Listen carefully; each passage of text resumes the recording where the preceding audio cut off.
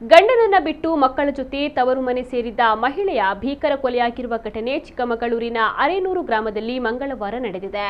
ಇಲ್ಲಿನ ನಿವಾಸಿ ಸಂಧ್ಯಾ ಹತ್ಯೆಗೊಳಗಾದ ಮಹಿಳೆ 10 ವರ್ಷಗಳ ಹಿಂದೆ ಸಂಧ್ಯಾಗೆ ಶಿರಗೋಳ ಗ್ರಾಮದ ರವಿ ಜೊತೆ ಮದುವೆ ಆಗಿತ್ತು. ಇವರಿಗೆ 3 ಮಕ್ಕಳಿದ್ರು.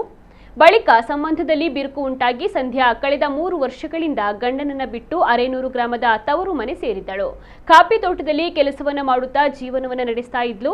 ಕೆಲ ದಿನಗಳ ಹಿಂದೆ ಸಂಧ್ಯಾ ನಾಪತ್ತೆಯಾಗಿದ್ದು ಆತಂಕಗೊಂಡ ತಂದೆ ಈ ಕುರಿತು ಆಲ್ದೂರು ಪೊಲೀಸ್ ಠಾಣೆಯಲ್ಲಿ ದೂರನ್ನ ನೀಡಿದ್ದರು. ಬಳಿಕ ಸೋಮವಾರ ಸಂಧ್ಯಾ ಅರೇನೂರು ಗ್ರಾಮದ ತಾಯಿ ಮನೆಗೆ ವಾಪಸ್ ಬಂದಿದ್ದಾಳೆ. ತನ್ನ ಕುಟುಂಬದ ಹತ್ತಿರದ ಸಂಬಂಧಿಯೊಂದಿಗೆ ಸಂಧ್ಯಾಗೆ ಪ್ರೇಮವಾಗಿತ್ತು. ಗಂಡನಿಂದ ದೂರವಾಗಿದ್ದ ಸಂಧ್ಯಾ ಮತ್ತೊಂದು ಮದುವೆಯ ಬಗ್ಗೆ ಯೋಚಿಸ್ತಾ ಇದ್ಲು. ಆದ್ರೆ ಇದಕ್ಕೆ ಕುಟುಂಬ ವಿರೋಧವನ್ನ ವ್ಯಕ್ತಪಡಿಸಿತ್ತು. ಈ ಬೆನ್ನಲ್ಲೇ ಮಕ್ಕಳನ್ನ ಕರೆದುಕೊಂಡು ಸಂಧ್ಯಾ ಪ್ರೇಮಿಯ ಜೊತೆ ಹೋಗಿದ್ದಳು ಎನ್ನಲಾಗಿದೆ. ಈ ಕುರಿತು ತಂದೆ ನೀಡಿದ್ದ ಮಗಳ ನಾಪತ್ತೆ ದೂರಿನ ಬಳಿಕ ಪೊಲೀಸರಿಗೆ ಸುಳಿವು ಸಿಕ್ಕಾಗ ಸಂಧ್ಯಾ ತಾಯಿ ಮನೆಗೆ ಹಿಂದಿರುಗಿದ್ದರು. ಇದೇ ಕಾರಣಕ್ಕೆ ಆಕ್ರೋಶಗೊಂಡ ಪ್ರಿಯಕರ ಸಂಧ್ಯಾನನ್ನ ಹತ್ಯೆ ಮಾಡಿರಬಹುದು ಎಂಬ ಅನುಮಾನ ವ್ಯಕ್ತವಾಗಿದೆ. ಘಟನೆಯ ಕುರಿತು ಆಲ್ದೂರು ಪೊಲೀಸ್ ಠಾಣೆಯಲ್ಲಿ ಎಫ್ಐಆರ್ ದಾಖಲಾಗಿದ್ದು ಹಂತಕನ ಬಂಧನಕ್ಕೆ ಪೊಲೀಸರು ಶೋಧ ಕಾರ್ಯವನ್ನು ನಡೆಸ್ತಾ ಇದ್ದಾರೆ.